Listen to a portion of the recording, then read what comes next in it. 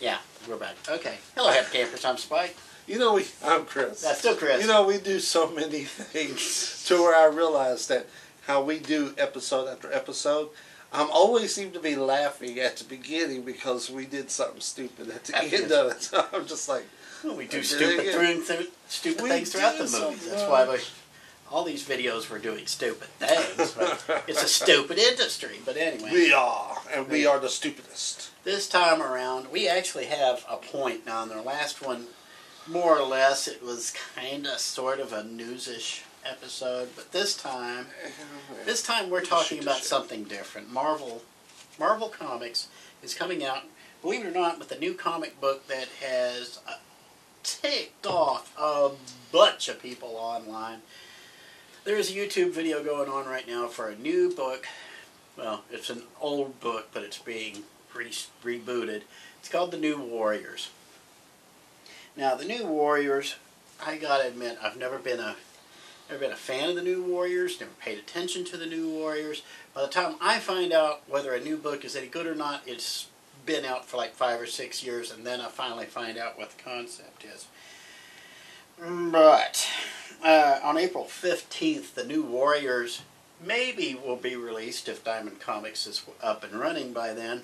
Which it probably won't be. Ask any comic shop owner about how timely their Diamond distribution packets are when they get their stuff by UPS or FedEx, how timely they are. I've had to chase UPS men around Mount Sterling before, back when I had the late lamented Gateway Comics. But anyway, the guy who writes this is named Daniel Kibblesmith. Okay, he's a writer for The Late Show with Stephen Colbert. Okay, Stephen Colbert is one of those guys who is actually a pretty decent satirist, and so like tends to settle with like.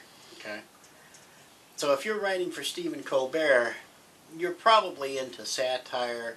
You're probably into farce. You're into the more mean-spirited forms of humor, I guess you could say. But Kibblesmith has released a video through the Marvel YouTube account where he describes the 5 new heroes he's got for the New Warriors. Now, you've seen this video. I'm going to explain this. Okay, there are 5 characters here. Let me bring them up. The 3 that don't bother them so much are Trailblazer. That's a girl with a magic backpack where she can pull stuff out. It may be useful, it may not. You've got a vampire named B Negative who got a blood transfusion from Michael Morbius. That's more like Jimmy Kimmel type shit. But anyway. And then there's Screen Time, a meme-obsessed super teen whose brain became connected to the internet who can instantly Google any fact. But the 2 that's really got everybody fired up right now are a couple of characters. They're twins named Safespace and Snowflake. Now, you've probably seen something about this. Now, being geeks, you've probably seen something about this online. Let's just put it out there. If you got names like that, you know it's going to go wrong. Just say.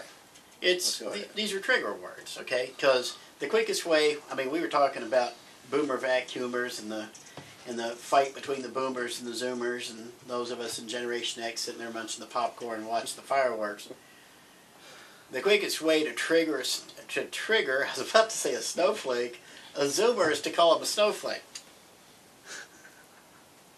So, here's the description, okay, of Safespace.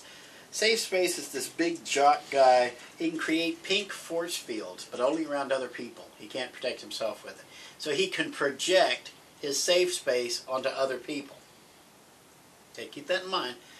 Now, the twin here is a, quote, non-binary named Snowflake. Snowflake is non-binary, goes by they, them, and has the power to generate individual crystallized snowflake-shaped shurikens. That's Japanese throwing stars. So Snowflake can basically generate snowflake-shaped throwing stars. Safespace can project pink bubbles around other people, even though he's supposed to be this giant. Basically, really weak powers. That, now understand, this came out on a YouTube video, okay? The YouTube video has somewhere, by last count, about 3,000 likes and about 150,000 dislikes. So people got triggered, okay? Oh, yeah. I've been looking at this ever since I found out about it last week. I've been looking at it, trying to figure it out. As a guy who appreciates satire, would you say I'm a smartass? Yes. Yeah, I'm a smartass, okay? Yes. As a smartass. I tend to appreciate other people who are smartasses, okay? I appreciate Stephen Colbert. I don't think he's as funny as he used to be because he's slipping a bit. He's got to keep CBS off his back. I understand that. But I don't know who Daniel Kibblesmith is, okay? Quick question. What's kibble? What's the definition of kibble? What is a kibble? It's dog food. It's dog food. Kibblesmith. He writes dog food. Okay? Layers. Okay? Onions got layers, ogres got layers, because they both make you cry, right? Shrek reference, really? Is this, because Shrek was a great satire too. That was a satire of the entire Disney studio system, remember? Yeah, I did not know that they were actually... that was Jeff... that the people that gave them the idea for Shrek was Chris Farley and David Spade. Mm-hmm. I did not know that. Mm-hmm. So Donkey and Yeah. Shrek was... Yeah. I didn't know that. I did not see that. That was Jeffrey Katzenberg's love letter to Disney telling them which of his ass cheeks they could kiss. But anyway. That's pretty great. You remember the little scene where they turn around and the little dolls are singing and everything, and they suddenly turn around, bend over, wash your face? Yeah, that was Jeffrey Katzenberg mooning Disney, because he knew they were watching that. But anyway, I applaud. Anyway, that's satire. I don't know for sure if this is satire, but I can smell, for BS connoisseurs like me, and you're coming along. You're learning to recognize BS when you smell it. Well, I like... I'll teach you yet, Grasshopper. You'll learn. It's funny. I'm more... I like... I mean, you say assholes. I love people who are, what do you call it, sarcastic. So people who are sarcastic are my type of people. Mm-hmm. So I guess you can call them assholes if you want to. But, Well, for one thing, I call them smartasses, not assholes. And for the other... No, you've been saying it. Foul language. You've been saying it. Because I'm a grown-up. Sit down. The grown-ups are talking here. The grown-ups are talking here. Sit down. Anyway, go have your popcorn. Don't make me call you Zoomer again. Oh, I'm going. He's done. Either way, this smells like satire to me.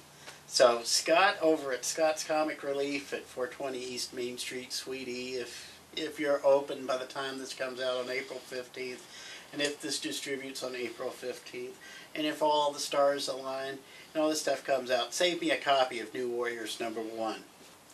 I suspect it is going to be satire. This is either going to be one of the best satires of the past 5 or 6 years at least, or Daniel Kibblesmith is as woke as a meth lab.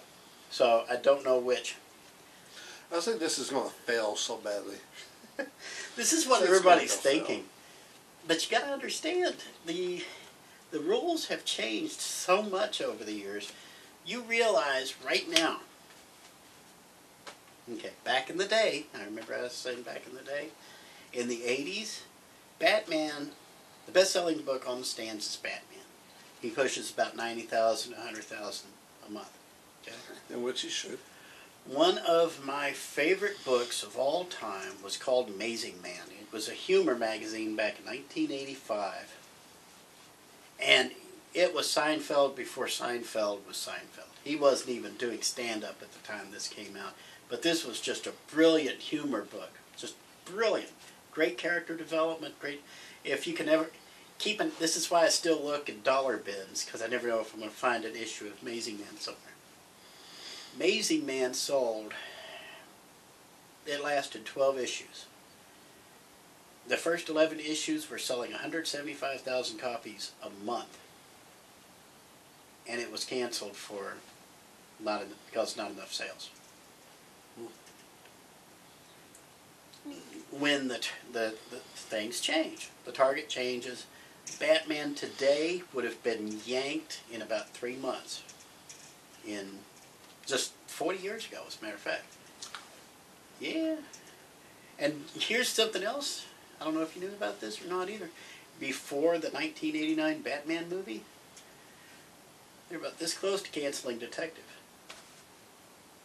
and Batman because it just wasn't selling.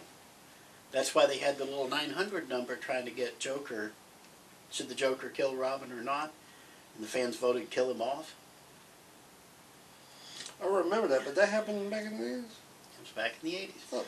It really, hold on, let me back this up a sec. It was not until, 300, what's his name? The creator of 300. Miller? Frank Miller, yeah. Frank Miller doing The Dark Knight Returns is what turned Batman around.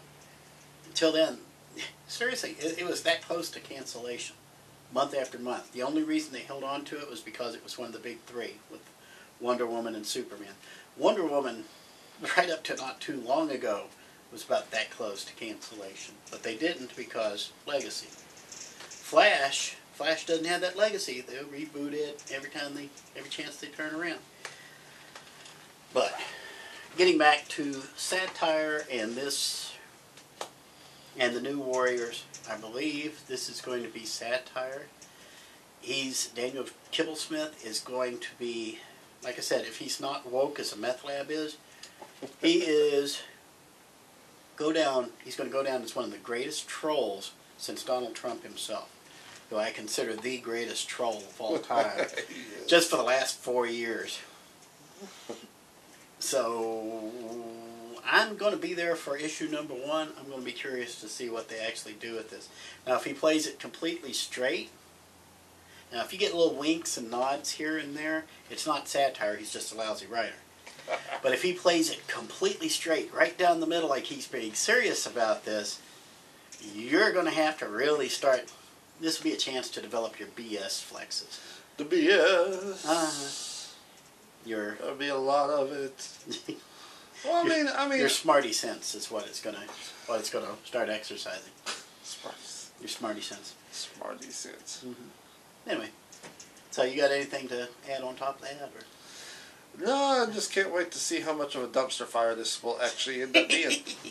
It is Marvel Comics. It could very easily become a dumpster fire. It's just sometimes I try to watch what's it, Cloak and Dagger. Cloak and Dagger. Yeah. Cloak and Dagger. I couldn't get into that.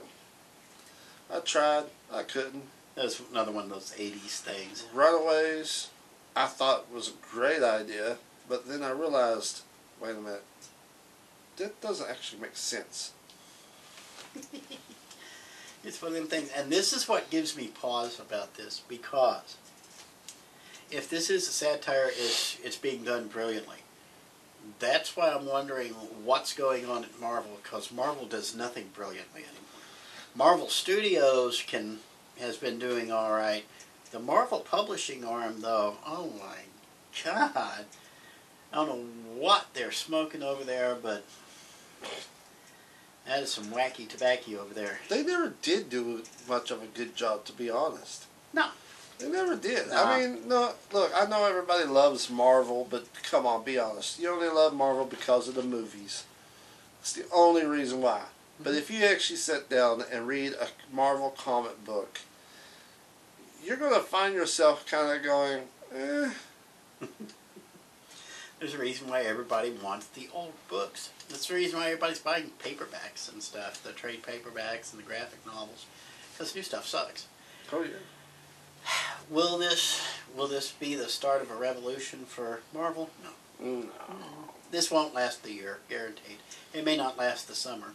I'd be surprised if it lasts more than 2 issues if it really is a good satire. But like I said, I'm going to reserve judgment for now. I know there's a bunch of people dumping all over it, but I'm saying, time out, think about this. There's something, if there's this many people who hate it, there's got to be something appealing to it. Because you can't have that much hatred, and I mean flat out hatred, calling this guy everything, this shade of a turnip. You can't have that visceral a reaction unless you're hitting a really good, solid vein of gold there somewhere. Especially comedy gold, because nobody triggers these Zoomers like a comic does. A comedian, I should say. This is a shame. Shame. Oh, here, I've got one for you. This Ecstatics. Ecstatics. If you don't remember it, look it up. For those in the know, Ecstatics, you know what Ecstatics is. Look it up. Check it out. I have a feeling New Warriors is going to be the non-mutant Ecstatics. Just watch and see, because Ecstatics, I gotta admit, was a heck of a lot better than I thought it would be, because it did turn out to be one of those satires for the ages there. See, yeah, I mean... That was Daniel Close just trolling the entire industry with that. The only way that this would actually work, because of the characters and their abilities, it has to be completely just a goofy ride and not take itself serious. That's the only way it's going to work, is to be just plumb out stupid. You have to take it serious. Now, hold on. Now, I said the exact opposite. Let me explain what's going on here, okay? The writer has to play it straight. When you're writing these scripts, you got to play it straight. Act like this is all legit. But you've got to tune in little clues here and there. With Ecstatics, your clue was dead girl. Because she was a dead girl. That was your clue. I think Gloop was one of them too. So it was just the idea of, you got to play it straight. Act like this is a regular comic book. If you can sneak it by the editor, you're doing it right. Basically. Because ask anybody who's been in the industry, even anybody who's just read comics for more than 10 years will tell you, comic book editors have zero sense of humor. So, if you can sneak it by the editor, odds are you're doing it right. But, like I said, that comes up April 15th. Check it out. Hopefully Scott's up and running by then. If he ain't, get in touch with him and let him know you want to pick up a copy, and he may be able to give you a curbside service or something, or mail it to you or something. I don't know. Hopefully. Hopefully he's still in the game in a couple of weeks. Hopefully this game is over in a couple of weeks and we can get back to life. But yes. Anyway. Oh boy, I can't wait to kick China's butt over this one. But anyway. Till next time, y'all. I'm Spike. I'm Chris. That is still Chris. And hopefully next time Chris will get more than a few words in edgewise on the next episode. I'm sorry. Geeking Out. Jeez. Take care, y'all.